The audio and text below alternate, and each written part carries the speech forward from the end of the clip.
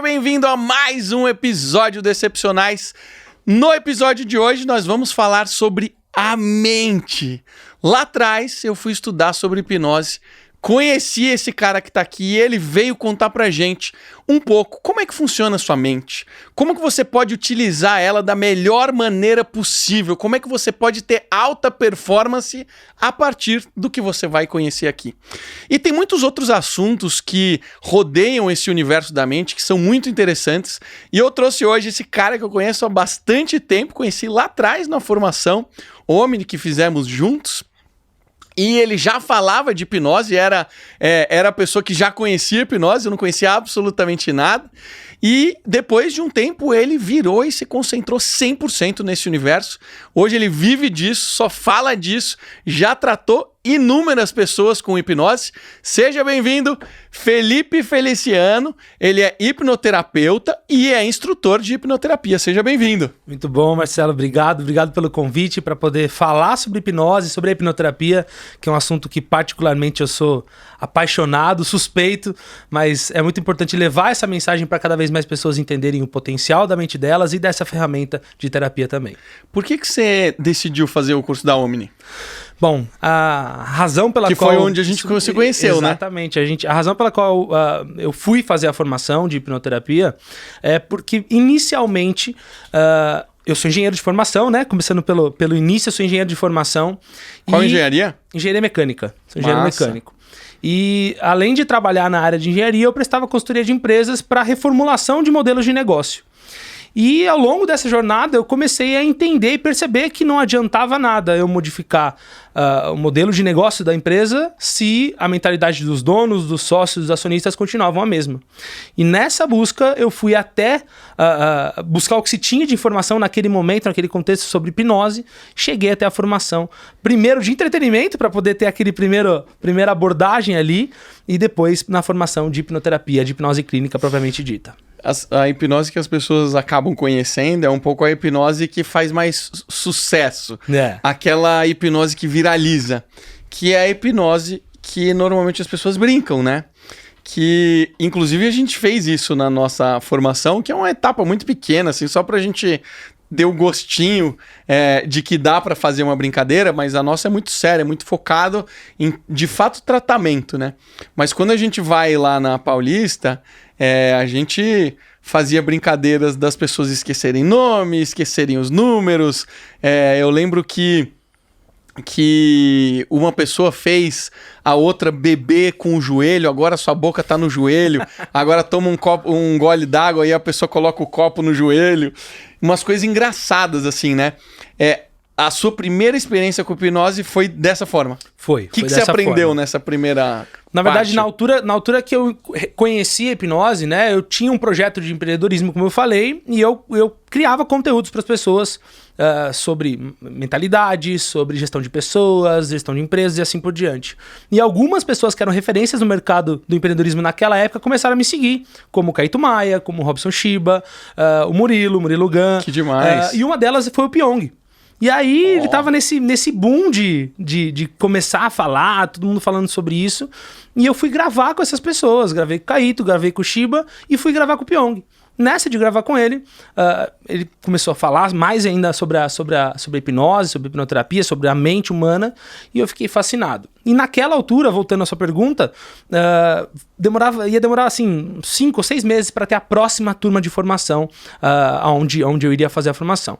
E ele falou, putz, eu vou dar uma formação de entretenimento, são 3 dias, é mais rápido, você já vai poder entender como é hipnose, etc. E assim, depois de 15 dias de estar gravando com ele, eu fui fazer esse curso de entretenimento. E quando eu falo sempre, quando eu entendi a hipnose de entretenimento, mas já entendendo o que era hipnose, na minha cabeça eu pensava assim, nossa, eu vou aloprar o mundo desse jeito. Né? Porque a gente vê esse tipo de sugestão de, some a voz, sente frio, calor, acha triste, feliz, né? Acha engraçado, triste, assim por diante. E você fala, caramba, se é possível fazer isso, o que mais não é possível fazer? E ao final dessa formação, teve uma demonstração de uma terapia, já para fazer uma pré-venda ali da formação de hipnoterapia que ia vir adiante. E a hora que eu vi aquela formação, aquele atendimento ali na minha frente, eu falei, caramba, é isso que eu quero fazer. Eu já tinha sentido na pele como era incrível pro entretenimento, para aquelas sugestões simples e banais que a gente vê hoje, mas que servem para desmistificar e mostrar para as pessoas o potencial que a mente delas tem. Mas a hora que eu vi o fim terapêutico da hipnose, eu falei, caramba, é isso que eu quero fazer da minha vida.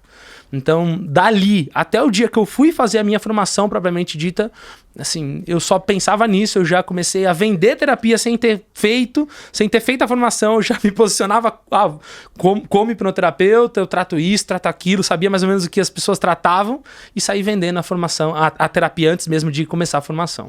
Cara, quando eu fiz a formação em hipnose porque eu acho que quanto mais ferramentas você tem como gestor, como líder, mais opções você tem para usar. Então, entender melhor as pessoas é muito importante para o líder. Então, para isso que eu fiz. Eu não queria me tornar um profissional desse universo. Mas quando eu vi a terapia feita com a Érica, que já teve aqui, inclusive, tem episódio dela, cara, foi muito impactante. Foi muito impactante porque eu não lembro que dia que era, tipo, terceiro, quarto dia. Foi na semana do 7 de setembro que a gente começou a fazer, então, assim, é o terceiro dia, se não me engano. Devia ser o terceiro dia de que a gente tava tendo contato com aquilo ali, começando a entender o que era aquilo, né? Ou seja, já tinha dado tempo da gente entender quem era a Érica. A Érica já tinha falado um pouco dela, com ela, né? Qual era o comportamento dela e tal.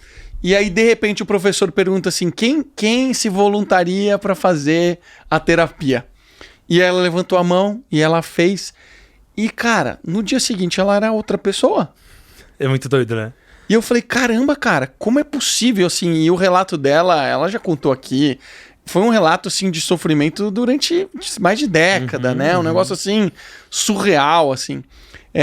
Você ter vivenciado isso é um negócio que, assim, não resta dúvidas que é um negócio que funciona e que gera muito resultado, né? Sem dúvida. Para as pessoas. Eu falo que quando eu dou os treinamentos hoje, eu faço atendimento, quando acaba a terapia ao vivo, né? Porque existe uma terapia ao vivo nas formações normalmente para os alunos verem e entenderem, sentirem o que é aquilo e ao longo dos dias irem aprendendo o que foi feito ali naquele momento. E a hora que você sai da terapia, você olha para a cara dos alunos, e os alunos têm normalmente dois tipos de caras. Primeiro, tipo, que fantástico isso que está acontecendo na minha frente, que eu tô vendo aqui a pessoa se transformar, a expressão dela muda, o comportamento dela muda, tudo dela muda. E o segundo é, eu nunca vou ser capaz de fazer isso que ele fez. Então, normalmente tem esses dois tipos de pensamentos. E, obviamente, ao longo da formação, as pessoas vão entendendo a mecânica por trás da terapia, né? Os pensamentos terapêuticos e vão se identificando, se familiarizando e se sentindo tranquilas e confortáveis para poder aplicar. Mas quando a gente vê, de fato, a primeira vez, gera esse movimento de, meu Deus, olha o potencial que essa ferramenta tem de transformar uma pessoa que tá há 10, 20, 30 anos com uma depressão, com uma ansiedade, com uma síndrome do pânico, e ela sai e não sente mais aquilo. Como é possível, né? Eu tenho sempre o cuidado de dizer isso para as pessoas, porque quando você diz isso de forma rasa, soa milagroso. A gente tem ciência que soa milagroso, porque o que a gente ouviu, cresceu a vida inteira dizendo que acontece você recebeu esse diagnóstico, você vai ter que lidar com ele, vai ter que ter caixinha de remédio e assim vai seguir pelo resto da vida. E a hora que você vê uma ferramenta que é capaz, em uma sessão ou em poucas sessões, tratar questões que você acumulou durante décadas, você fala, como é possível isso acontecer, né? E quão fantástico isso é a ponto de transformar a vida daquela pessoa que tinha praticamente um carimbo de que nunca ia deixar de ter aquele sintoma, aquela sensação, e ela tem a partir dali uma vida leve, uma vida livre e nova. Cara, o que é hipnose? Bom, hipnose é um estado absolutamente natural da nossa mente, que a gente acessa o tempo todo, todos os dias, a gente vive em hipnose. Você provavelmente nos seus trabalhos do dia a dia, você está em transe fazendo muitos deles. Ou para quem está nos ouvindo, as coisas que você faz diariamente, como dirigir, tomar banho, assistir uma série, uma novela, um filme, ou fazer o que você faz de melhor da sua vida, né? Você faz em hipnose. Hipnose é todo e qualquer... O hipnose é o estado da mente que é acessado no momento que a gente faz alguma questão, alguma coisa que a gente está habituado a fazer, né? Hábitos é um dos pilares da hipnose. Tudo que a gente faz de forma habitual, a gente delega para o subconsciente porque ela faz de forma muito melhor que a gente. Mas eu gosto de simplificar ainda mais essa explicação. Hipnose é o hábito não, né? Mas a função de seguir sugestões. Simples assim. E a gente segue sugestão desde que a gente nasceu, mano. Se eu perguntar para você qual que é o seu nome, você me diria o quê? Marcelo. Por que seu nome é Marcelo? Porque minha mãe me deu esse nome. Porque sua mãe te deu esse nome e repetiu pra você inúmeras vezes ao ponto de você aceitar essa sugestão em algum momento. Se ela tivesse dito que seu nome era Felipe, como o meu, você ia ter acreditado que é Felipe. Então, desde o nosso nome foi uma sugestão. E a gente aceitou porque aquela pessoa é uma autoridade pra gente. Porque o que ela diz é verdade absoluta pra gente, pra nossa mente. E a partir dali, a gente segue e repete aquilo como se fosse uma verdade absoluta. E a grande reflexão é exatamente essa. Você nunca questionou o seu nome, né? Mas o nome tá ok a gente não questionar, mas a gente não questiona o porquê de muitas coisas que a gente recebe ao longo da nossa vida. Por que a gente tem o padrão familiar que a gente tem, por que a gente tem a relação com o dinheiro que a gente tem. Tudo isso também foi recebido assim como o seu nome, ao longo da sua vida, da sua infância, ao longo da sua juventude e assim por diante. Ao longo de pequenos momentos em que aquilo vai sendo incutido e se torna a sua versão de mundo. Isso tudo é hipnose. Bacana. O que é incorporado na nossa mente ao longo da nossa vida, em quais momentos e em situações? Porque o que eu tô entendendo que você tá me dizendo aqui é, cara, ao longo da sua vida, você tá recebendo informações que você tá assumindo como verdade até hoje e nem sempre isso é verdade. Você tá dando interpretações para algumas coisas que aconteceram que nem sempre essa é a interpretação, melhor interpretação possível. Quais são esses eventos? Como esses eventos entram lá? Em que momento? Como isso acontece? Isso acontece com todo mundo? Não, todo mundo nasce tábula rasa, né? Nasce com papel em branco. Aliás, o nasce que a gente diz na hipnose, a gente já concebe desde o 3º, 4º mês de vida, que é onde a gente já tem memória cerebral. A gente sente o que a mãe sente, pensa o que a mãe pensa. Não é incomum em um processo de terapia a pessoa voltar para a barriga da mãe. Após o nascimento ou 3 meses na gestação? Na gestação. Talvez não tenha me expressado, mas na gestação. Existem pessoas que voltam para um momento onde a mãe está se sentindo frustrada por alguma razão e a criança ali absorveu, seja lá da forma que for, aquela sensação de frustração, e ela já cresce a partir do dia 0 dela de vida, a hora que ela veio ao mundo oficialmente, ela já cresce com aquela frustração e nem sabe por quê. Então ela, de fato, não teve nenhum evento, nenhum incidente que causou aquilo nela, mas aquilo já foi armazenado em certa maneira. Mas aí, tratando do pós-nascido, né? A gente nasce com o nosso fator crítico, né, que é o filtro da nossa mente, do nosso subconsciente, aberto. E a gente vai recebendo essas informações de pessoas que são autoridades pra gente, pais, tios, avós, familiares em geral, e vai montando o quebra-cabeça do que a gente entende hoje como adultos como a nossa versão de mundo. E quando a gente fala sobre isso, Marcelo, é muito importante a gente saber, e a pessoa que está nos ouvindo também saber, que a versão de mundo que ela tem é só a versão dela de mundo. A forma que ela observa os fatos, interpreta eles também é única e particular, baseado na versão de mundo pré-concebida, pré-estabelecida. Então, muitas vezes quando a gente olha para um fato traumático, né, para um fato em si, né, por exemplo, quando vê alguém sendo baleado na sua frente. Para mim, talvez para você, seja potencialmente muito mais traumático do que para alguém que mora na favela, ou para um PM, para um policial e assim por diante. Porque isso faz parte do repertório dele. Isso já está lá pré-estabelecido na mente dele. Talvez ele já tenha referências ao longo da vida que foram criando essa versão de mundo, dizendo, é assim, pessoas matam, pessoas morrem, e essa é a vida. E talvez pessoas como nós, que nunca vimos alguém sendo baleado na frente, não temos esse repertório. E por não ter esse repertório, por não ter isso como a nossa versão de mundo, como a forma de se viver, a hora que a gente se depara com uma situação como essa, a gente não tem maturidade para interpretar o fato, e isso nos traumatiza. Isso, óbvio, pode acontecer ao longo da vida toda, mas principalmente acontece na nossa primeira infância, que está lá até os nossos 7, 8 anos de idade, que é quando a gente não tem maturidade para interpretar os fatos. Né? Eu estava comentando antes da gente gravar o podcast da razão que me despertou a gastrite que eu tinha. Né? Eu tive uma gastrite durante 15, 20 anos tomando omeprazol, tomando remédio o tempo todo, todos os dias. Se eu não tomasse um dia eu sentia aquela gastrite, e numa sessão de terapia eu voltei para um momento com 6 anos de idade, onde eu estava num restaurante, onde o prato principal era parmegiana, onde todo sábado a gente sentava lá, eu, meu pai e minha mãe, pedia parmegiana, e naquele bendito dia eles não quiseram pedir parmegiana. Eles pediram um contilha, molho rosé e etc. Foi uma quebra de expectativa. Aquilo foi tão indigesto pra mim, foi uma sensação de não ter a minha vontade aceita, e eu não soube lidar com aquela sensação ali com 6 anos de idade, porque literalmente eu tive que engolir aquela opinião a seco, porque eu não tinha voz ali naquele momento para ter a minha opção de prato escolhida, e eu tive que engolir fisicamente aquilo. E naquele momento foi a primeira vez que eu senti aquela azia, aquela queimação. Então, olha como é doido, né? Como um momento onde a gente não tem maturidade para interpretar os fatos, e obviamente eu não entendia que, poxa, tá tudo bem. Uma vez a gente escolhe um prato, outra vez é legal, gostoso, né, interessante experimentar outros sabores, mas aquela criança não entendia isso que hoje eu entendo. E por isso que ela interpretou que a minha vontade não é atendida, o que eu quero não posso ter, e ficou pé da vida ali, ficou brava, irritada, e a partir dali começou a ter aquele sintoma que mais adiante se tornou crônico a ponto de ter que ser medicado. Muitas pessoas escutam quando a gente fala sobre essa questão de trauma como algo muito distante da vida delas, né? Como se isso... minha vida sempre assim, né? Minha vida foi muito tranquila, eu nunca tive nada. Óbvio que quando a pessoa tá em dor, a história é outra. Pô, eu tô em dor, eu tô passando por um problema. Isso faz parte da minha realidade, eu estou vivenciando isso. Mas pessoas que não são atentas a isso, ou nunca passaram por uma depressão, nunca tiveram um burnout, nunca vivenciaram isso, falam assim, cara, minha vida foi tranquila, os problemas que eu passei tá tudo certo, não tenho nenhum problema, eu não tenho problemas.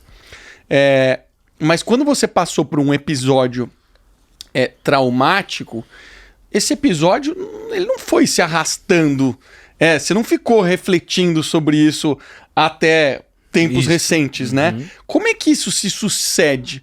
Você sai de um evento onde você teve uma quebra de expectativa muito grande, você deu uma interpretação ali que foi traumatizante para você.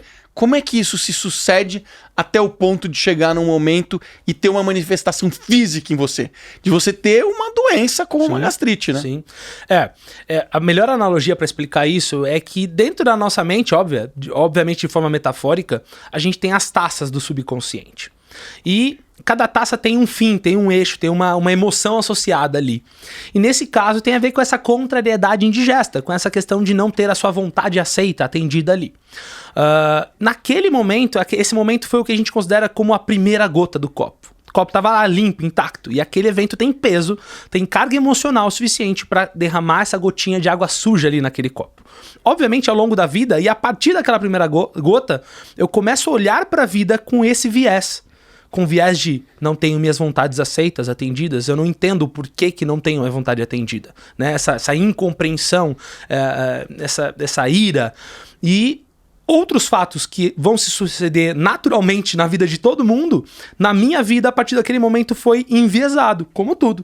E eu olho para um outro fato e falo, tá vendo? Eu não tenho minha vontade atendida. Tá vendo aqui eu também não sou respeitado. Tá vendo aqui também isso não acontece. Tá vendo aqui eu não tive escolha do que eu queria fazer. Isso vai somando, mais uma gotinha, outra gotinha, até o momento em que a última gota cai no copo. Que o copo não aguenta mais suportar aquela quantidade de lixo, de porcaria, e ele transborda. E aí, usando essa mesma analogia, o momento onde esse copo transborda é o momento onde a gente sente o sintoma. Onde o sintoma aparece e onde fala, caramba, eu sou assim. Então, não incomum as pessoas virem para um atendimento e falarem assim, Felipe, eu sou depressivo desde que meu pai morreu. Eu sou depressivo desde que tal coisa aconteceu. A pessoa normalmente tem uma certeza do evento que causou o sintoma. Aquilo ali se tornar uma realidade. Fez aquilo ficar insuportável, na verdade, né? Momento onde claramente isso ficou insuportável. E, usando essa analogia, o momento onde claramente fica insuportável é a hora que o copo transborda, né? E, óbvio, o momento onde o pai morreu tem o seu peso, tem o seu impacto, a sua importância. Mas ele normalmente é só aquela última gota do copo. E o que a gente faz no processo de hipnoterapia é, através das emoções, através desse estado natural da nossa mente, acessar as emoções que estão no nosso subconsciente, ir lá e procurar essa primeira gota do copo. Essa primeira gota do copo, ela é meio que a razão pela qual todas as outras vieram e foram colocadas nesse mesmo copo. nessa mesma taça. E uma vez que a gente acessa isso e ressignifica, como a gente tá fazendo aqui agora, né? Imagina eu olhando para aquela cena daquela criança de 6 anos no restaurante, que não teve a parmegiana como prato da noite e teve outro prato, olhando para aquilo e dizendo, caramba, hoje eu entendo que tá tudo bem meus pais quererem experimentar outras coisas, tá tudo bem eles quererem me mostrar outras coisas para que eu comesse. Só que hoje eu tenho essa maturidade, aquela criança não tinha. No processo de terapia, a gente junta essas versões de mundo para que eu dê compreensão para minha versão do passado e diga, tá tudo bem a partir de agora. Hoje você pode, hoje você sabe que não precisa ter absolutamente todas as suas vontades atendidas. Você pega o software, reescreve ele, dando uma interpretação do seu eu adulto e não do seu eu criança, como você deu de interpretação no passado. É isso. A gente tem hoje em dia as inteligências artificiais, né? E a inteligência artificial, ela é enviesada. Ela vai utilizar o banco de dados que já está lá pré-estabelecido para criar os próximos padrões de repetição, não é? Isso aí. Então, a nossa mente faz exatamente a mesma lógica. Ela pega ali pequenas coisinhas, pequenas informações e a partir dali utiliza esse viés para poder fazer tudo que vier ao seu redor falar assim, nossa, tá vendo? Ó, isso aqui faz sentido. Então você pega o externo para reforçar a sua crença interna. E o que não faz sentido, você refuta. Dizendo, isso aqui não faz parte da minha crença? Não, isso não existe. Não, isso não é assim. Não, você tá viajando, não tem nada a ver. Então você pega tudo aquilo que tá ao redor que faz sentido e reforça, coloca para dentro. E faz com que aquilo que já tá lá dentro pré-estabelecido tenha ainda mais peso, mais impacto e mais importância. E em muitos casos tragam mais problemas para aquela pessoa. O Sadhguru, ele diz que a gente percebe o mundo através dos contrários.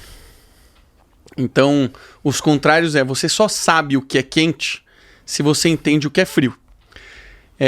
E aí, quando você começa a ver os contrários, você fala, cara, faz sentido, eu só sei o que é barulhento se eu entender o silêncio. Se eu não entender o que é o silêncio, o barulhento é uma referência única para mim. E ele faz uma outra análise que é o seguinte: nós percebemos o mundo através dos nossos sentidos. Do nosso olfato, do nosso paladar, do nosso tato, da nossa visão. E aí imagina a seguinte situação: um deficiente visual, ou uma pessoa que não tem paladar, ou uma pessoa que nunca sentiu cheiro na vida. Como é que você explica um cheiro para uma pessoa? A gente só reconhece o que conhece, né? A gente só consegue reconhecer algo que conhece. Você não tem como entender o mundo através de um sentido que você não tem. E não necessariamente dos sentidos físicos, mas dos emocionais também, né? Se você pedir para eu explicar para você o quanto eu amo meu filho, eu não tenho como te explicar. E por mais que eu faça uma redação aqui, escreva um livro, eu nunca vou conseguir traduzir o que de fato eu sinto. Porque a forma que eu sinto é uma forma única, particular, baseada em tudo aquilo que eu vivi, aprendi ao longo de toda a minha vida e que hoje se reflete na forma e nos óculos, na forma que eu enxergo o meu filho. Então, eu sempre digo isso, né? O nosso cérebro está no escuro. Ele não enxerga nada, ele não toca nada, ele não cheira nada. Toda informação que vai para ele são impulsos elétricos dos nossos sentidos. E esses impulsos, eles passam pela nossa mente e pela interpretação desses pulsos. E essa interpretação, ela, em geral, é realizada baseado nos óculos que já estão lá, no filtro da forma de ver o mundo, da minha versão de mundo, de ver as coisas. Então, tem pessoas que olham para uma árvore e acham essa árvore linda, maravilhosa. Tem pessoas que não têm o hábito, não tiveram um repertório ao longo da vida de admirar uma árvore e vão olhar e falar assim, tá bom, mas posso ir para o ar-condicionado e para o shopping? Certo? Ambas as versões são igualmente críveis. Depende da forma que você decide enxergar aquele fato. E tirando do abstrato, né, tirando da árvore, situações em que uma pessoa acha errada, outra não acha. Em situações que alguém se sente feliz, outra não se sente. Pessoas que olham para um determinado valor na conta e se sentem hiper gratas por ter aquele valor na conta, outras olham para o mesmo valor na conta e não sentem aquela mesma sensação. Então a forma que a gente interpreta independe do fato, né? Mas do repertório prévio enviesado que faz com que a gente olhe para os novos fatos a partir daquele prisma. Todas as pessoas têm traumas? Todas. 100%? 100%. Não tem como você sair ileso de não ter um trauma. 100%, porque imagina que você é uma criança que nunca sentiu tristeza na vida. Certo? Concorda que quando a gente nasce, partindo desse zero absoluto, dessa tábula rasa, a gente aprende a sentir o que é triste a primeira vez, o que é frustrado a primeira vez, o que é injustiçado a primeira vez. E a hora que essas primeiras emoções surgem, naturalmente elas são potencialmente traumáticas, porque a gente não tem maturidade para interpretá-las. Então a primeira vez que você foi roubado ou que você sofreu uma grande injustiça, você olha para aquilo e fala, caramba, como é isso? Eu não sei lidar com essa emoção. Hoje, se você sair na rua e roubarem seu celular, você vai ficar puto, você vai ficar indignado, mas baseado naquilo que você já tem previamente estabelecido. Hoje você sabe que você tem dinheiro, você sabe que o seu celular ele consegue muitas coisas recuperar da nuvem. Então o impacto que isso gera para você hoje já é a soma de muitas coisas que você viveu. Só que lá nesse comecinho, quando essas primeiras gotas no copo vão caindo, a gente não tem maturidade para interpretar os fatos. Então coisas simples como escolher, em vez de escolher parmegiana, escolher um contilha, que é uma massa, né? Uma outra massa, causam traumas na gente, né? E a pessoa que acredita que ela não tem traumas, ela deveria se preocupar ou é algo que, cara, não tem problema, na hora que eu começar a sentir alguma coisa, eu vou lá e trato isso? Eu acho que uma coisa determinante para alguém que busca ajuda é aquilo que o incomoda estar doendo o suficiente. Trauma todo mundo tem. Uns fingem que não, mas todo mundo tem por conta disso que eu tô dizendo. A gente vai interpretando os fatos com pouca ou nenhuma maturidade ao longo da vida. Mas ao ponto que você percebe que aquilo te incomoda, ao ponto de eu não aguento mais, eu não quero mais sentir isso, eu preciso olhar para isso. Então, para essa pessoa, é essa pessoa que deve fazer uma terapia, né? Que deve procurar ajuda e fazer terapia. Porque se não dói o suficiente, você vai naquela atitude mental de, vamos ver no que dá. Se der certo, deu. Se não der, tá tudo bem. Agora, eu sempre uso a analogia, né? Imagina que você saiu daqui e pisou numa pedra, só que aquela pedra não furou o seu pé. Se alguém estiver junto com você e falar assim, Marcelo, vamos pro médico, vamos pro hospital para poder resolver isso aí, para ver o que aconteceu, porque você tá dizendo que doeu, embora não tenha cortado e não esteja sangrando, doeu. Vamos pro médico? Você vai pro médico dizendo assim, se encontrar alguma coisa, encontrou. Se não encontrar, tá tudo bem também, tá tudo certo. Agora experimenta pisar na mesma pedra e ela cravar no seu pé e começar a sangrar ao ponto de você não conseguir fazer mais nada da sua vida. Uhum. Você vai pro médico dizendo assim, eu tenho que encontrar a solução. Eu tenho que entender o que aconteceu comigo, com o meu pé, que tá causando aquilo comigo, causando aquilo em mim. Tá me impedindo de seguir a minha vida, de fazer minha atividade física, de trabalhar, de fazer as coisas mínimas do dia a dia. E agora você tira a pedra da história, né? Igual aquela sopa de pedra. Você faz a sopa e depois tira a pedra. Tira a pedra da história e coloca a depressão, a ansiedade. Uhum. Né? Se aquela tristeza, ela tá atrapalhando você a fazer a sua atividade física, a exercer o seu trabalho, a ser um melhor pai, um melhor marido, uma melhor esposa, um melhor filho, enfim, uma melhor pessoa para você mesmo e para as pessoas que estão à sua volta, e aquilo te incomoda a esse ponto, é a hora de olhar para isso. Muitas pessoas que têm depressão ou sintomas que tentam, de alguma maneira, buscar alternativas e soluções, levam, às vezes, décadas e não conseguem essa solução que elas buscam, né? E vivem de remédio, e trocam de remédio e vão tentando amenizar aquela dor através desses medicamentos. Por que a hipnose é tão efetiva no tratamento? Porque a Érica foi esse exemplo, né? A Érica passou mais de 10 anos tentando buscar uma solução e num dia, numa sessão, durou acho que 3 horas, umas 3 horas, resolveu o problema dela em uma sessão. Por que a hipnose é tão efetiva e tão diferente dos outros tratamentos que a gente está acostumado, tratamentos psiquiátricos, tratamentos terapêuticos, mas que levam tempo, 1, 2, 3 encontros por semana, todas as semanas, durante anos, e não parece ser um negócio tão palpável assim, mas até quando? Não é, né? Assim, a grande força da hipnoterapia é porque ela vai buscar de fato aonde essa primeira gota surgiu.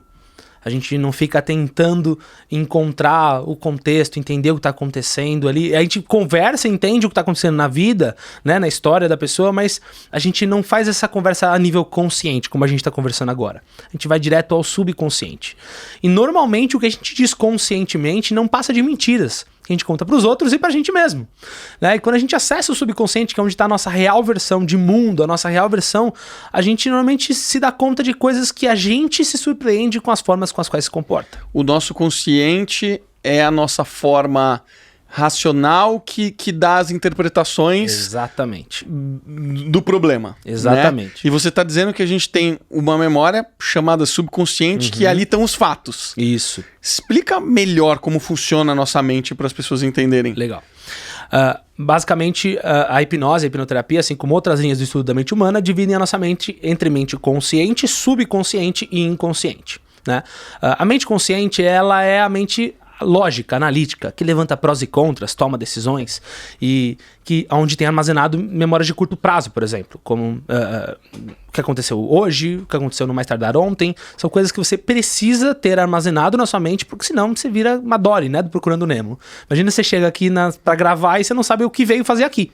Então agora a gente está no consciente. Sim, mas ao longo, a gente vive em transe o tempo todo. Porque a hora que eu falo do falecimento do pai, talvez você remeta a questões de história do seu pai. Então, em lapsos dessa conversa, você se desconecta do seu consciente e entra em transe o tempo todo. Eu fico alternando para acessar o meu histórico. Exatamente. O histórico está no subconsciente. Exatamente. Então, essas informações usuais, funcionais, estão no nosso consciente, assim como seu nome, RG, CPF. Imagina se toda vez que se perguntassem para você qual é o seu RG e CPF, você tivesse que ficar pensando, lembrando. Então isso está na ponta da sua língua. Então essa parte é o nosso consciente, que é a nossa camada externa da mente ali, pelo modelo da mente que a gente explica. O subconsciente é onde estão nossas emoções, nossas memórias de longo prazo, nossos hábitos, nosso senso de autopreservação, nosso sistema de crenças, a nossa versão de mundo, nossa real versão de mundo baseada em tudo aquilo que nossa a gente cultura. viveu. Exatamente. Então... e dos principais fatores do nosso subconsciente é a nossa emoção. E acontece um efeito muito, muito curioso, Marcelo. Toda vez que as emoções elas estão à tona, por exemplo, ativas na nossa mente subconsciente, elas simplesmente anulam o consciente. Por isso, quando a gente está irritado, bravo com alguém, a gente fala o que não queria falar, faz o que não queria fazer, age de uma forma que não queria agir. E a hora que volta ao consciente, fala assim, nossa, por que eu fiz isso? Explica melhor isso. Porque eu agi dessa forma, porque eu fiz isso.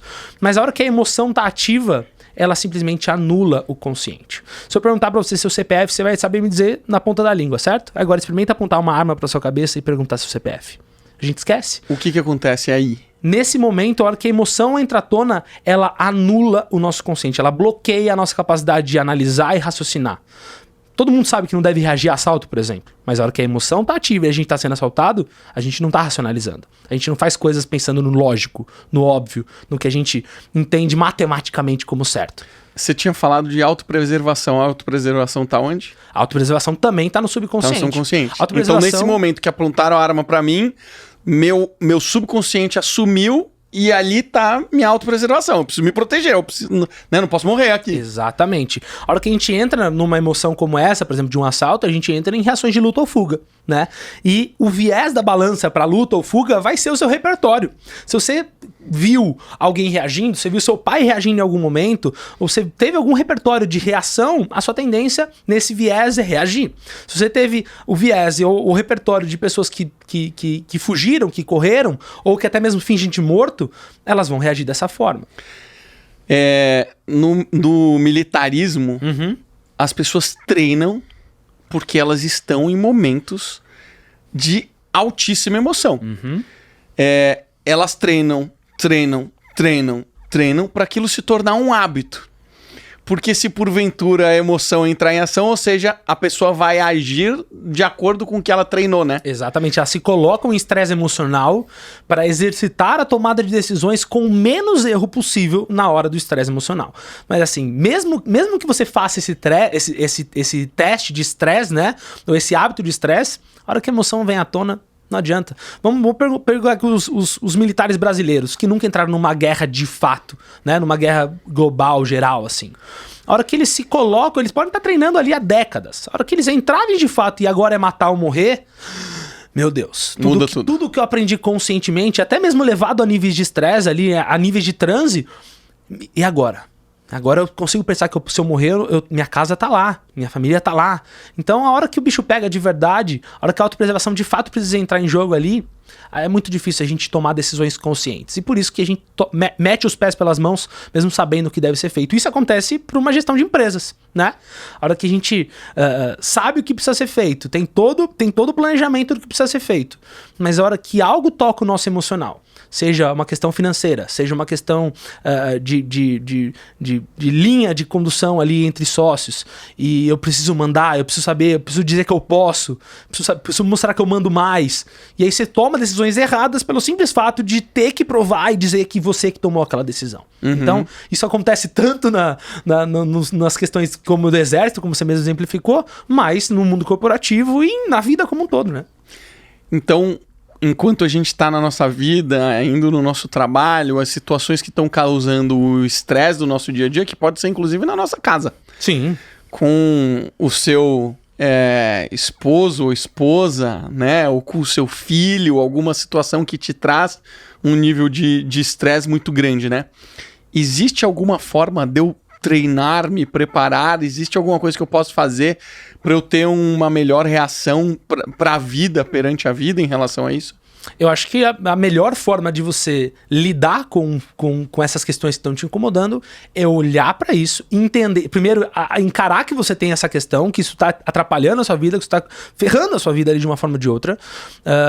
Olhar para isso de frente e entender o porquê que esse padrão se repete. E aí, essa pessoa busca uma terapia para entender o porquê que esse padrão de tomar decisão tá errado, porquê que na hora de discutir tal questão com a esposa ou com o marido vem uma emoção que ele não controla, né? Porquê que a hora de repetir a educação do filho, ele odiava o que o pai dizia, mas a hora que a emoção vem, ele se pega repetindo as mesmas palavras, as mesmas frases, o mesmo tom de voz que já ouviu naquele momento. As terapias são excludentes ou eu posso fazer... cara, tem gente que adora conversar. Eu posso estar fazendo uma terapia com uma psicóloga, claro, e fazer hipnose, elas se anulam ou elas são complementares? Como é que funciona? De forma nenhuma, de forma nenhuma. Isso também é uma das grandes cismas que as pessoas têm para poder fazer a hipnoterapia, né? Para fazer o processo de hipnose, porque as pessoas acham que, eu vou lá fazer e aí eu não preciso de mais nada, nunca mais vou olhar para nada meu. Não. O trabalho do psicólogo é fundamental, do psiquiatra é fundamental, das outras linhas terapêuticas são fundamentais. A fé é uma parte fundamental do poder do acreditar, porque fé é sugestão também. Então, tem vários pilares que seguem se mantendo, não é porque você faz um tratamento com uma linha terapêutica que você não vai precisar seguir refletindo a sua vida, né? Você não vai precisar seguir discutindo com um psicólogo ali questões pontuais da sua semana, do seu mês. Então, tudo se complementa, mas sem dúvida nenhuma, eu não conheço nada mais eficaz para ir lá na raiz do problema e ressignificar do que a hipnoterapia. Quando você tem algo agudo, né? Você tá com algo agudo, a hipnose vai ser super efetiva. Uma das grandes frustrações das pessoas que me procuram, que já passaram por linhas terapêuticas de conversa, de conversação ali, por psicólogos, psiquiatras e assim por diante, é que elas ficam anos e anos e anos para chegar a alguma conclusão e normalmente não chegam a essa conclusão. E eu gosto da seguinte analogia. Imagina que a nossa mente, é como se ela fosse uma cebola. E a gente olha pra cebola e a gente sabe que tá podre lá dentro, bem no meio da cebola, a gente sabe que tá podre, porque algo tá ruim. Algo tá ruim na nossa vida, no nosso financeiro, na nossa relação com as pessoas, na nossa saúde física. E normalmente o que acontece num processo de terapia conversacional é que você vai lá cada semana e você vai tirando uma casquinha, sabe? Tentando descascar a cebola camada a camada. E aí você tira aquela casquinha e volta pra casa. Depois volta numa outra sessão, tira mais uma casquinha e volta para casa.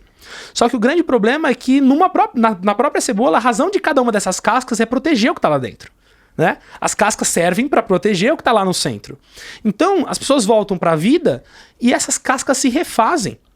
Ainda maiores, mais grossas e espessas. Quanto mais a gente tenta entender o que está acontecendo, mais o subconsciente, com a autopreservação, diz assim: melhor não olhar para isso. Se olhar para isso vai ser ruim para você. Você não tem recurso para olhar para isso, né?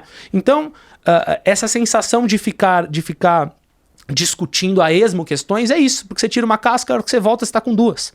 Né? Na semana seguinte, na quinzena seguinte, na sessão seguinte. E o que a hipnoterapia faz, usando essa mesma analogia, é literalmente fazer um furinho cirúrgico nessa cebola e lá tirar só o que tá ruim lá de dentro, limpar o que tá ruim e colocar a tampa de volta. Então, por isso a hipnoterapia é tão efetiva. Porque ela vai na causa, na primeira gota no copo, ou no centro dessa questão que está te incomodando e tira só aquilo. Tira não, né? Mas ressignifica, limpa aquilo que estava te incomodando para que você consiga olhar para você mesmo e saber que não existe mais nada podre lá dentro. Ou que aquela questão que você busca tratar está resolvida na sua mente subconsciente. Quais são as classes de problemas, assim? Quais são os grandes grupos que são muito efetivos com a hipnose? Bom, a hipnose, a hipnoterapia, ela trata das mais diversas questões porque a gente não foca no sintoma, né? O sintoma é aquilo que a gente sente, mas a gente sempre tá atrás da emoção, atrás do sintoma. E a emoção, ela independe do que é sentido. Mas assim, via de regras, o carro-chefe ainda hoje é a ansiedade e depressão. Ansiedade, depressão, fobias, alergias. Mas assim, o 80-20 dos atendimentos é ansiedade e depressão. Ansiedade porque e depressão. é o mal do mundo, as pessoas cada vez mais frustradas, mais tristes, com mais comparativos com as redes sociais, com mais pressa por conta da tecnologia, de tudo tá a um clique de distância e tem coisas que não vão ser a um clique de distância. Então, cada vez mais as próximas gerações que estão mais habituadas a isso, a esse novo mundo que a gente está vivendo, se deparam com o mundo, não sabem lidar com ele e acabam sentindo, somatizando, seja psiquicamente, né, mentalmente ou fisiologicamente. Vamos falar um pouco de alta performance. Legal. Por que é tão difícil eu ter alta performance? Muito bom. A autopreservação e a ociosidade, que é outra função da nossa mente subconsciente, elas vão diretamente contrárias à autoperformance. A ociosidade, principalmente, a autopreservação, ela tá lá para te proteger, né? De tudo que ela entender que é uma ameaça para você, de tudo que o seu subconsciente entender que é uma ameaça para você. O grande problema é que a nossa mente não sabe a diferença do que é real e o que é imaginário. Então ela entende coisas que não são uma ameaça. Se ela entender que ela é uma ameaça, ela vai te defender. E a ociosidade, que é essa outra função, ligada com alta performance, ela é regida pela lei do mínimo esforço. O que isso quer dizer? Quanto menos energia física e mental eu gastar para desenvolver aquilo e me manter vivo, melhor. Porque para ela pensa assim, se eu gastar menos energia física e mental, mais tempo eu vivo. É uma equação básica que a mente faz. Então, a mente com a ociosidade pensa da seguinte forma.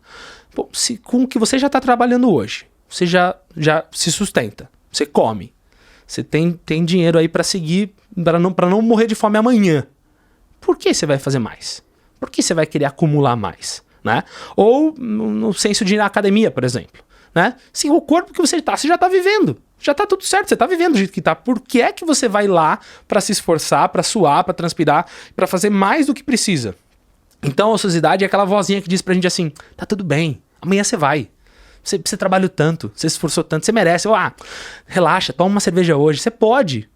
Você merece, você se dedica tanto. Então ela é essa vozinha que vai tentando, e a vozinha do nosso subconsciente, dizendo assim, ó, fica do jeito que tá. E a auto-performance, ela tá diretamente, contrariamente relacionada à ociosidade.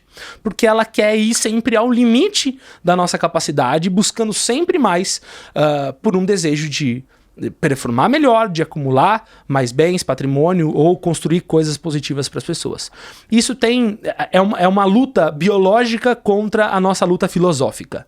Né? A gente sabe que quanto mais a gente ganhar dinheiro, mais estabilidade a gente tem, mais bem a gente faz para as pessoas que estão à nossa volta, maior é esse legado que a gente perpetua. Só que o nosso subconsciente não entende isso. É uma luta muito dura porque nós tomamos uma decisão da nossa vida e falamos assim, eu vou fazer isso. E eu não consigo fazer isso. Eu pego e falo assim, eu vou emagrecer.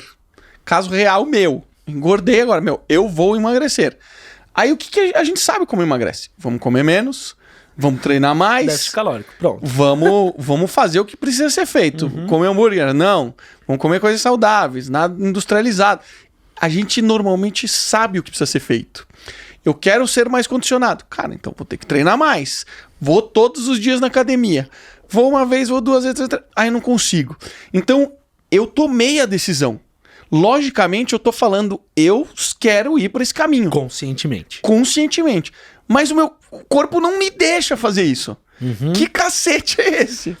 Porque se o seu subconsciente, as suas programações, por qualquer razão que seja, pode ser que tenha alguns eventos dizendo isso pra você lá, né, que corroborem com esse viés, como a gente falou agora há pouco, dizendo assim, tá tudo bem, mas com o físico que você tá vivo. né? Como é que eu quebro esse padrão? Na Como é que eu verdade- faço para burlar esse efeito de autopreservação? Porque o nosso corpo, ele ainda é um corpo... hoje eu li um médico amigo meu, postou uma mensagem falando assim, cara, nós vivemos durante milhares de anos buscando alimentos que contêm a mais alta quantidade de calorias. Exatamente. Nós buscamos o quê? Açúcar, alta concentração de energia rápida, para você conseguir sobreviver, fugir de um leão, se salvar, e gordura Para poder ter que lastro. é uma energia mais calórica. Cada grama de gordura tem 8 calorias, cada grama de carboidrato tem 4. Só que são energias diferentes. Então ele fala assim, cara, nós ficamos durante milhares de anos nos condicionando a comer este tipo de alimento. Nós não mudamos a nossa fisiologia, nossa fisiologia continua igual. Nosso corpo continua ansiando, ele anseia por calorias, né? O nosso corpo ainda é das cavernas. Sim. Então esse lance que você tá falando é isso, né? O nosso corpo fica tentando nos preservar porque eu não sei se eu vou encontrar um alimento, eu não sei se eu vou ter possibilidade de ingerir uma energia. Então, eu quero me preservar mentalmente e fisicamente. Sim, exatamente. Como eu quebro esse padrão? Eu vou te devolver a pergunta, te fazendo uma outra reflexão. Por que você quer quebrar esse padrão? Porque eu quero cumprir com os meus objetivos. As pessoas querem cumprir com os seus objetivos. Elas tomam uma decisão e não conseguem fazer. E por que o seu objetivo está contrário ao que o seu corpo deseja? Por que o seu objetivo está contrário ao que o meu corpo deseja? Se o seu corpo não está emagrecendo é porque ele está te dando um recado dizendo fica do jeito que Você tá. não precisa estar Por assim. que você está nessa guerra com ele? Por que eu estou na guerra com ele? Sessão terapia. Porque provavelmente nossa fisiologia é desconectada do nosso racional, né? Sim, mas a grande questão é por que é que o seu racional tá nessa busca de alta performance nesse grau, a ponto de seu corpo dizer, não, eu vou até aqui, daqui eu não quero seguir. Por que ele tá deixando você, ignorando você em certo modo e dizendo, eu só vou até aqui, né? Então, assim, historicamente, nenhum animal fez caça em alta performance. Nenhum animal fez Cooper para poder ficar com a musculatura mais preparada, né? Ou fez atividades físicas para ficar com a musculatura mais preparada para quando vier a caça. Ele só vive. Um dia de cada assim. vez, Um dia de cada uma vez. alimentação. E aí, nos últimos 50, 100 anos, sendo bem exagerado, a gente entrou nesse fluxo do healthy, de ser cada vez mais saudável e etc. E onde tudo faz mal. Né? A gente cria a cultura de que o açúcar faz mal, a gente cria a cultura de que a farinha branca faz mal, e aí a gente trata tudo isso como algo quase criminoso. E aí o nosso subconsciente pensa assim, eu tô ingerindo coisas ruins, tô ingerindo porcarias, por que eu tô ingerindo isso? E aí ele fica nessa busca de entender, fica nessa loucura, nessa briga entre o consciente e o subconsciente, dizendo, eu só quero viver da forma que for, né? Então, essa briga, essa incongruência entre o que você deseja conscientemente e o que o seu corpo tá te exigindo, ela vai gerar uma questão para você. E é por isso que você fica nessa sensação de, caramba, como que eu quebro isso? Talvez a reflexão seja um passo anterior. Por que é que eu quero quebrar isso? Certo? E o mesmo se aplica, eu sei que a gente está num podcast aqui onde fala de empreendedorismo, de crescimento e finanças, mas e isso tudo é muito importante, né? Mas a grande reflexão é por que dessa auto-performance a todo custo?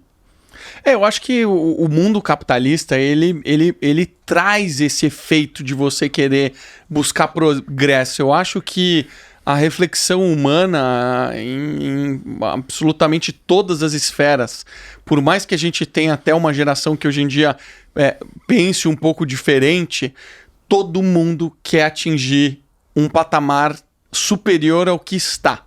Independente do ideal que você tem. A gente estava aqui nos bastidores falando sobre o ideal que você tem. O meu ideal como empreendedor eu quero mudar a saúde, eu quero criar um produto que seja incrível para as pessoas, eu quero que as pessoas tenham acesso a uma saúde que elas não têm hoje, eu quero que o diabético tenha uma vida diferente da que ele tem hoje. Então eu anseio patamares que hoje não existem. E para eu conseguir fazer o que eu quero fazer, eu preciso de uma dedicação de tempo maior, eu preciso ter uma disciplina. Para minha saúde, agora, por exemplo, pô, eu tô indo esquiar. Cara, eu tô acelerando meus treinos, porque eu sei que Preparado, é muito exigente ao meu corpo, né? E se eu for despreparado, eu não vou conseguir esquiar o quanto eu quero esquiar. Então eu já comecei a me preparar. O meu propósito é mais forte do que a mensagem subconsciente que fala, não, tá bom.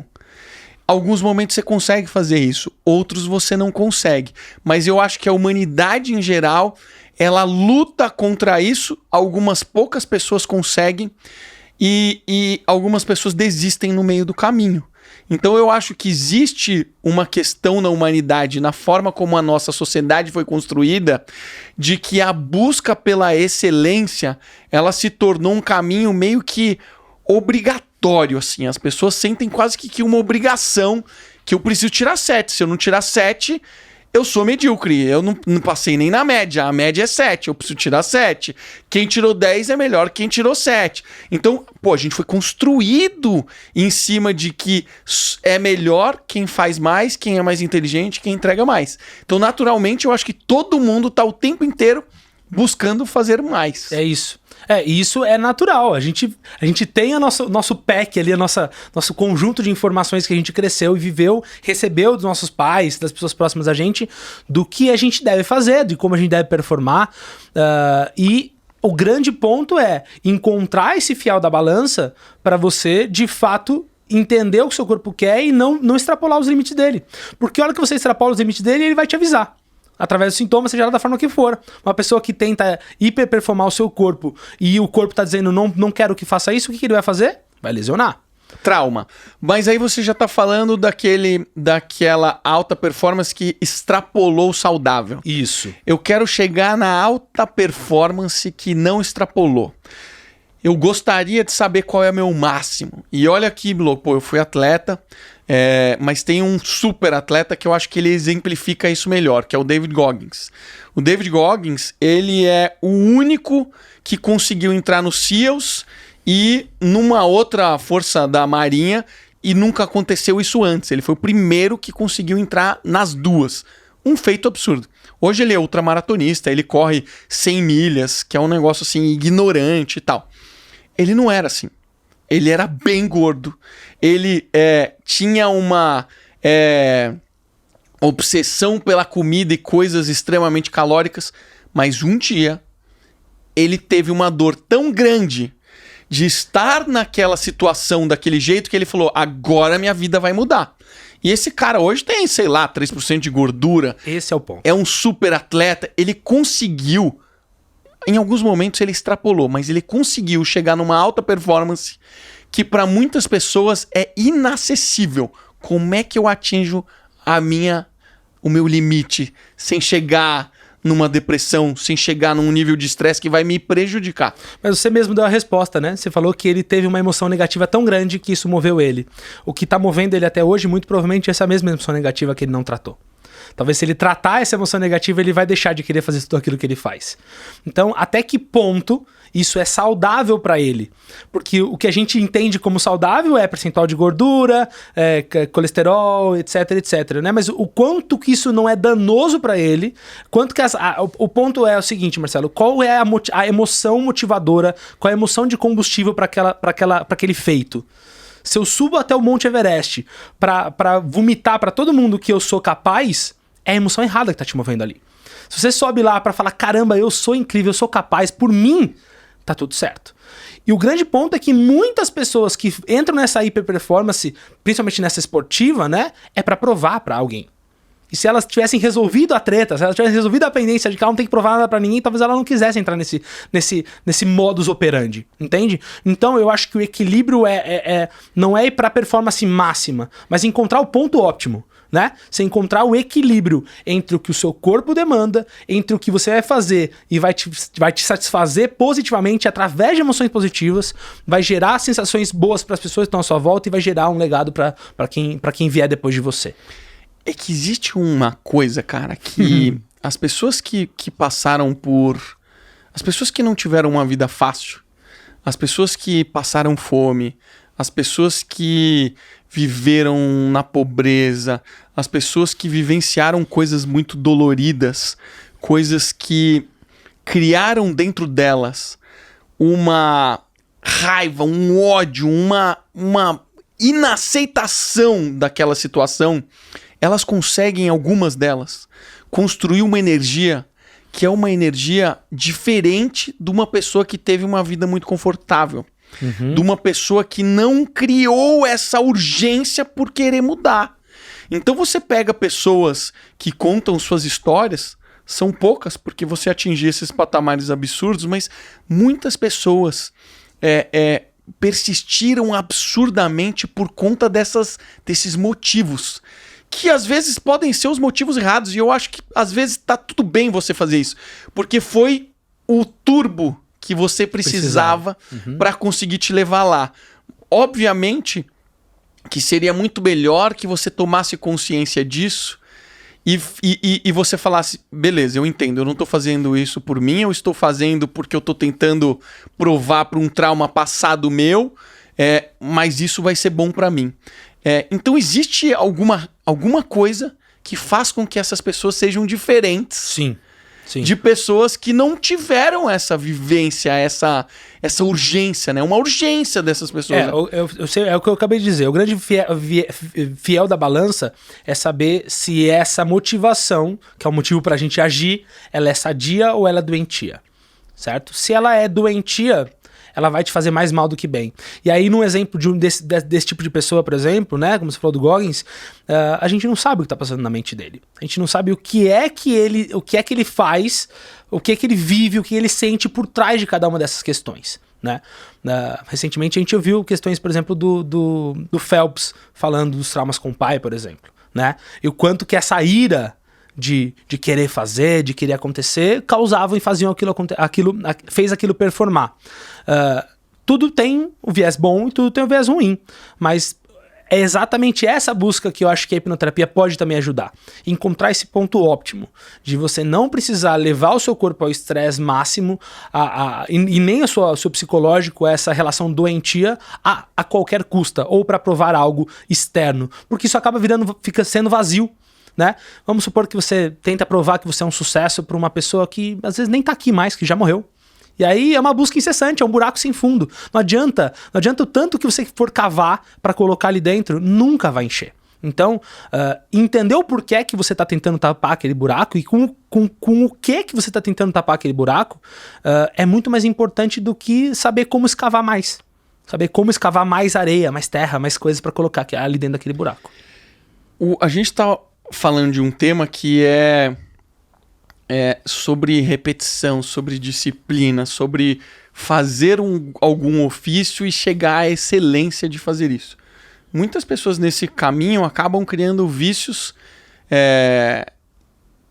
que fazem com que ela não consiga mais não fazer aquilo.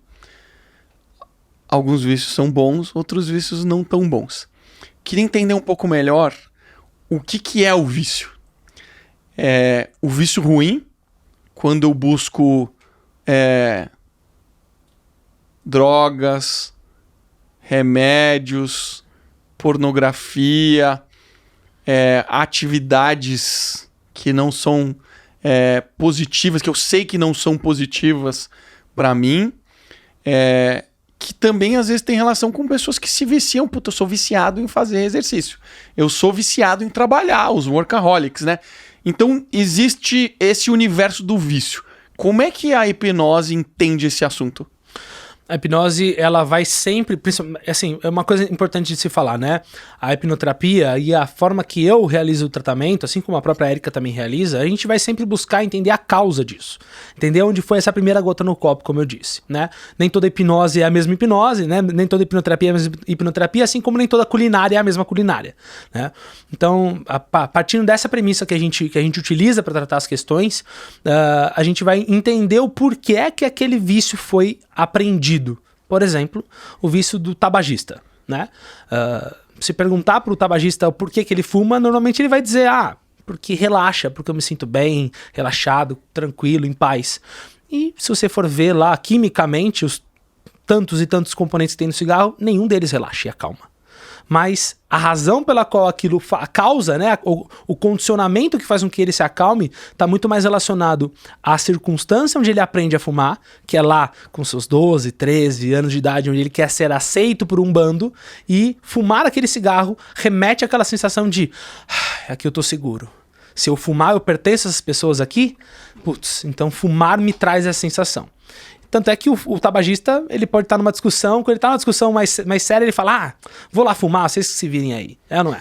Porque ele quer voltar a trazer aquela sensação de paz, conforto e tranquilidade. Então, entender o porquê é que ele aprendeu a condicionar aquela ação, aquele hábito, né? No caso, um vício, que é um hábito negativo ali, a fumar, né?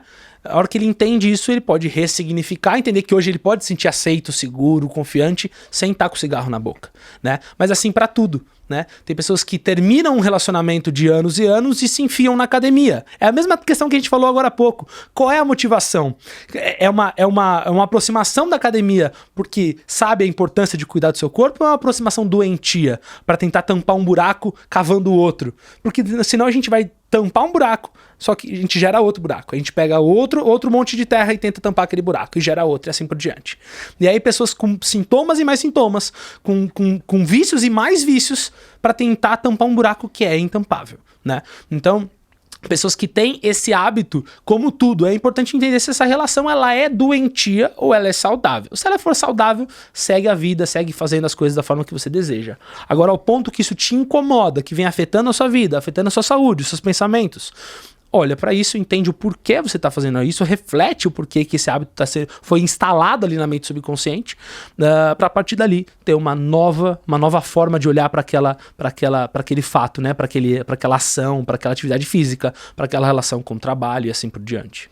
Quando a gente fala de situações que envolvem a química do nosso corpo, falta, você tem baixa produção de serotonina e é por isso que você sente o que você sente e tal. Algumas pessoas podem estar pensando, falar, mas o meu problema é químico, o meu corpo não produz. Mesmo assim, a hipnose resolve situações assim. Como é que a hipnose enxerga as situações onde existe um desequilíbrio no corpo da pessoa? É muito importante, eu sempre falo sobre isso com muito cuidado, né? Para isso não cair na vala comum, né? Para as pessoas não tirarem isso que eu digo de fora de contexto e ficar como, tá dizendo que tudo é resolvido, né? A pílula mágica, né? O pó de pilim-pim-pim. Inclusive, quando eu faço e vendo para um cliente, eu digo claramente que se ele vem procurando uma varinha mágica, um pó de pilim-pim-pim, que ele não venha. Porque hipnose é entender e ressignificar aquilo que te incomoda e encarar de frente. É a pessoa que faz o processo, né? E partindo dessa mesma premissa, toda cura é uma autocura. Todo processo de cura é um processo de autocura. E o nosso corpo faz isso o tempo todo, né, Marcelo? Se a gente se você fizer um arranhão no seu braço, por exemplo, você não precisa ficar olhando para ele cicatrizar, né? Naturalmente ele vai cicatrizar. Dependendo do jeito que você cortar, pode ser que ele fique uma marca, pode ser que ele não se recupere ao ponto suficiente de ficar intacto como estava antes. Mas ele vai se recuperar da melhor forma que ele puder. O grande problema é que as sensações e emoções negativas que tem no nosso subconsciente, elas drenam a nossa capacidade natural de autocura, de se manter saudáveis ou de se recuperar da melhor forma. Então, usando a mesma analogia do arranhão no braço, é como se as sensações e emoções negativas fosse você com o braço arranhado tentando cutucar, todo dia tirar a casquinha. O que vai acontecer se você tentar tirar a casquinha desse arranhão todos os dias, durante semanas, meses e anos? Essa infecção, além de não cicatrizar, ela vai aumentar, pode virar uma infecção, você pode perder o braço no longo prazo se fizer isso. E é isso que as sensações e emoções negativas fazem com o nosso corpo.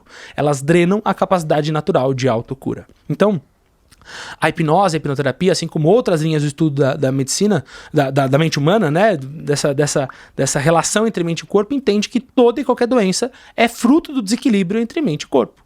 Certo? Que o corpo não para de produzir uma vitamina, ou uma substância, ou um elemento químico porque ela é incapaz. Né? A gente tende a considerar e julgar o nosso corpo como sendo burro. Mas normalmente eu costumo dizer que quando a gente trata o nosso corpo como sendo burro, ele vira pra gente e diz assim, burro é você. É ou não é? Porque é igual você tentou falar agora, você explicou agora. Tô tentando emagrecer, mas o corpo tá dizendo assim, ó, coitado. né? Enquanto ele não olhar para a razão pela qual eu tô tendo que guardar caloria, a razão pela qual eu tô tendo essa reação aqui no meu corpo, né? Ou essa diminuição na queima calórica e assim por diante, fica 5 contra 95, né? Então, entender isso é entender o porquê é que essa sensação está cutucando essa ferida. Por que é que isso está acontecendo?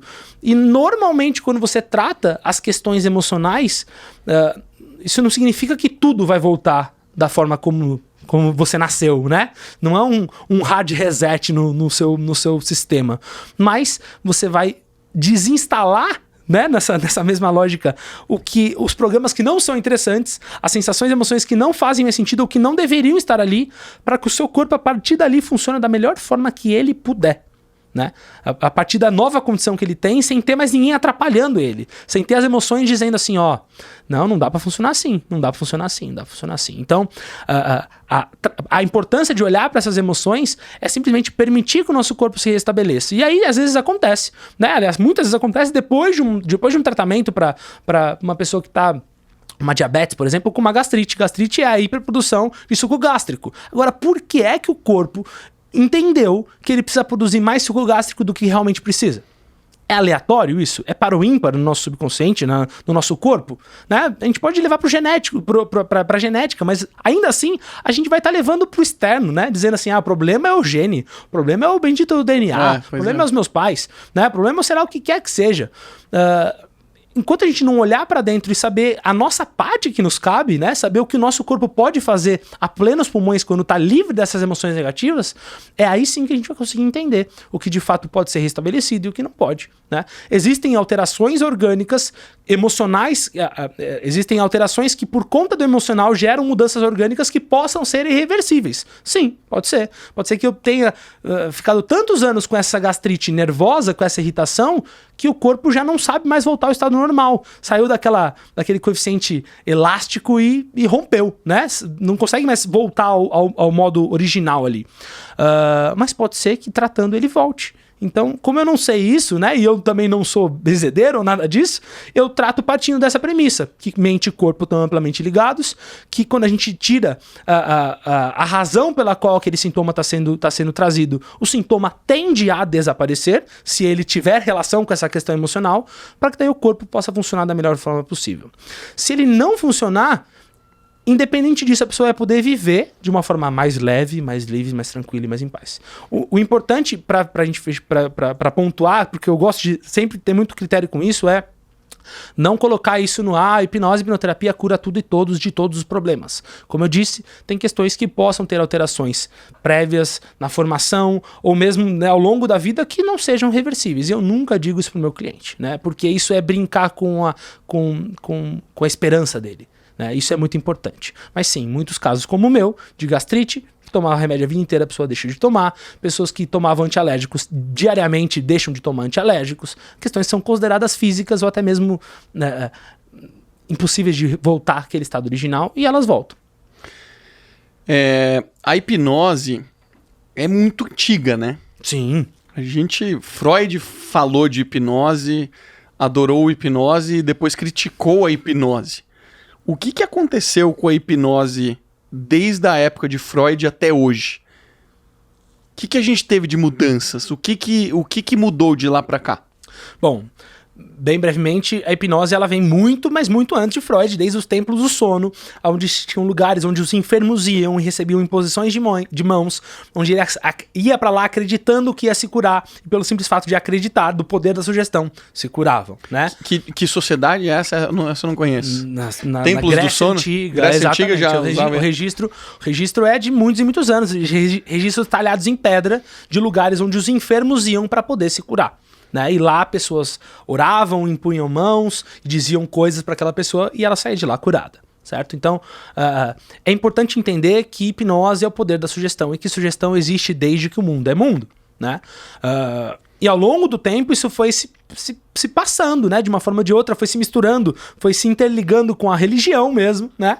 Assim, como o Allan Kardec, que é um dos fundadores do espiritismo, ele aprendeu com o hipnotista os passes, que foi com Franz Anton Mesmer. Entendeu? Os passes mesméricos, o poder, naquela época que se acreditava do poder do magnetismo, né? Como eu sou um ímã, eu tenho o poder de magnetizar as coisas e eu dou um passe em você, pelo simples fato de eu dar esse passe, você se cura, né? Depois de muito tempo foi feita uma comissão, entendido e avaliado, chegado à conclusão de que o que fazia não era o passe, o que fazia a cura acontecer, a autocura acontecer não era o passe, mas o fato do sujeito acreditar que ele se curaria. Né?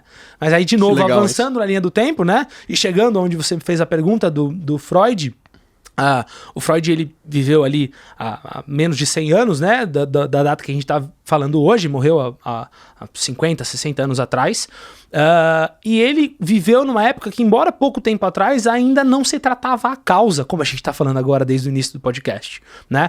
O que o Freud aprendeu de referência de hipnose daquela época era uma hipnose muito voltada para os sintomas, para tirar os seus sintomas. Ou seja, vamos supor que você tivesse com essa gastrite, eu ia lá e dizia, a partir de agora vai relaxando, vai aliviando essa queimação no seu estômago, sugestões diretas para tirar o sintoma. E aí ele percebeu que não adiantava nada tratar o sintoma, porque de fato não adiantava. Então ele foi uma das primeiras pessoas, junto com Dave Elman, a entender que não adiantava só olhar para o sintoma, mas precisava entender a causa por trás do sintoma, o que disparava aquele sintoma naquele indivíduo.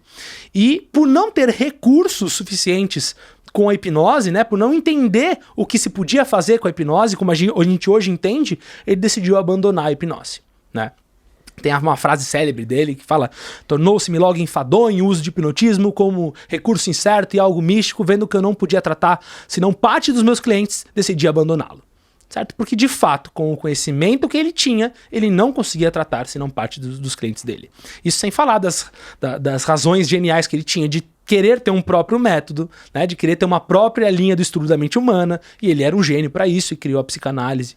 Mas uma história bem interessante é que anos depois da morte do Freud, o sobrinho do Freud se encontrou com o filho do Elman, que é uma outra personagem do mundo da hipnose, e ele disse que o Freud, no final da vida dele, disse que se arrependeu de ter abandonado a hipnose, dizendo que se ele não tivesse abandonado a hipnose, talvez ele tivesse chegado a lugares ainda mais longe do que aqueles que ele chegou. E eu não tenho a menor dúvida.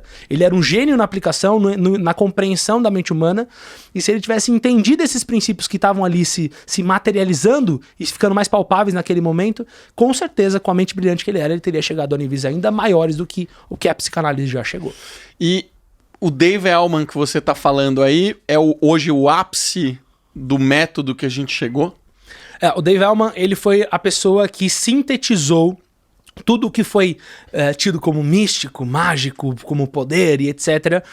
Sintetizou tudo isso junto com pessoas que vieram antes dele também, mas ele foi a pessoa mais representativa a ter sintetizado tudo isso e focar o seu estudo nas questões de entender que atrás de todo sintoma tinha uma causa. Então, ele taxativamente tirou essa questão de tratar só o sintoma pura e simplesmente e começou a olhar para a causa. E aí, a partir disso, desenvolveu um método para poder guiar o sujeito através do estado de transe, do estado hipnótico, a acessar essa emoção que incomoda e, através dessa emoção, encontrar a causa daquilo que incomoda. Né? Entendendo por que aquela emoção foi aprendida pela mente subconsciente e ressignificá-la, reinterpretá-la para a mente subconsciente. E a partir daí, a pessoa poder ter novas decisões, novas escolhas, um novo repertório para a vida dela. Você deu uma explicação agora há pouco que responde talvez o que aconteceu com João de Deus. Uhum. João de Deus, a gente sabe, picareta, tá preso, fez um monte de sacanagem. Só que algumas pessoas se curavam. Sim. Então tem um documentário dele de uma moça que passa lá, ela foi abusada por ele. Ela só foi perceber isso depois de um tempo, mas ela levou a mãe dela que tinha um câncer dificílimo de ser curado, e eles passavam por salas lá de rezas, de fé, de coisas que ele orientava lá, faz isso, vamos rezar aqui, blá, blá, blá. Ou seja, um processo de fé muito forte. E a pessoa fez o exame depois e o câncer tinha sumido. Quão importante é a fé nesse processo? De novo, é um assunto delicado e a gente sempre tem que, né, ir com o máximo cuidado para não ficar superficial ou não ser tirado fora de contexto. Mas a fé é o poder do acreditar. Hipnose não é sugestão? Né? A nossa capacidade de aceitar ou rejeitar sugestões? E a fé é o poder do acreditar. Então, a gente, por exemplo, eu sou católico. Eu nunca vi Jesus na minha frente. Eu ouço uma história e eu acredito nela. Né? Assim como você ouviu que seu nome é Marcelo e acredita nisso. Tem pessoas que, depois de fazer cursos de hipnose, até por não compreensão, falam assim, depois de entender a hipnose, depois de entender que tudo é sugestão, eu entendi que fé não existe, que religião não existe e assim por diante. E eu penso da seguinte forma, Marcelo. Se entendendo que hipnose é a sugestão e que fé é o poder da sugestão para a gente ter uma vida melhor, entender a hipnose só reforça a minha fé. Porque sabendo como a hipnose é, sabendo que fé é sugestão, quanto mais eu entendo o potencial de aceitar essa sugestão, mais isso me move a coisas boas e positivas. Então, se essa fé que você tem, se o poder do acreditar te move a se sentir melhor, a agir de forma positiva, a agir de forma melhor com as pessoas que estão à sua volta, com os seus ou com os desconhecidos, isso é fé, isso é sugestão e isso é bom. Né? O problema é quando isso é distorcido. E aí, quando é distorcido, tudo é distorcido, né? O problema não é a fé. O problema é a pessoa que se utiliza da fé para fins escusos. Né? Assim como o problema não é a engenharia, mas do mau engenheiro. Né? É a mesma coisa que o prédio cair e você falar assim, a engenharia não presta. Não é a engenharia que não presta, é o mau engenheiro. O mau cozinheiro, se ele fizer um prato errado, ele vai gerar uma intoxicação alimentar, ele pode matar alguém. E não dá pra culpar a engenharia, a culinária por conta disso. Então, igualmente, não dá pra culpar a hipnose e não dá pra culpar a fé, né? Porque a fé é só o poder de acreditar, seja lá no que for. Se a sua fé for se a sua crença enraizada na sua mente subconsciente for de que você vai comer o que você quiser e o seu corpo vai eliminar todo o excedente, se essa fé for tão verdadeira, talvez isso aconteça no seu corpo físico, entende? Então, eu usei um exemplo do que a gente acabou de discutir aqui, mas fé é tudo aquilo que a gente acredita, tudo aquilo que está pré-estabelecido dentro da nossa mente e que a partir disso nos move a ter decisões, atitudes e comportamentos com a gente mesmo e com os outros. Cara, isso é muito louco, né? A gente conseguir entender o quanto isso pode nos ajudar, pode ser uma baita de uma ferramenta, né?